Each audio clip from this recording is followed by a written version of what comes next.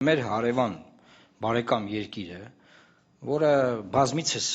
իր հայտարարություններով եւ գործողություններով ցույց է տվել, որ իր շահերից է բխում անկախ ինքնիշխան Հայաստանի լինելը այս տարածաշրջանում, ռմբակոծվում է, արդեն եթե չեմ սխալվում, 9-րդ օրն է, եւ նաեւ 2 օր առաջ նաեւ Միացյալ Նահանգները շատ սահմանափակ օպերացիա են իրականացրել 3 միջուկային օբյեկտների վրա հարվածներ հասցնելով։ Ես կարծում եմ Հայաստանի շահերից է բխում, որ օր առաջ այս հակամարտությունը կանգ առնի, որովհետև դրա տարածումը եւ շարունակությունը անկանխատեսելի հետևանքներ կարող ունենալ մեր տարածաշրջանի համար եւ այս իմաստով մեր շահերից բացարձակապես չի բխում Իրանի Իսլամական Հանրապետության թուլացումը։ Ես տեսնում եմ, որ մարդիկ կան, այստեղ ուրախանում են,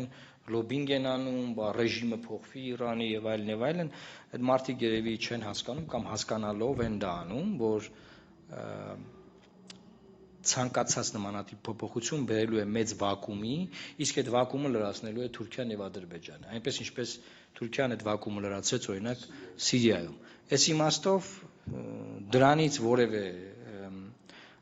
լավ բան Հայաստանին չի սպասվում։ Հետեւաբար մեզ օր առաջ պետք է որ այդ հակամարտությունը կանգ առնի։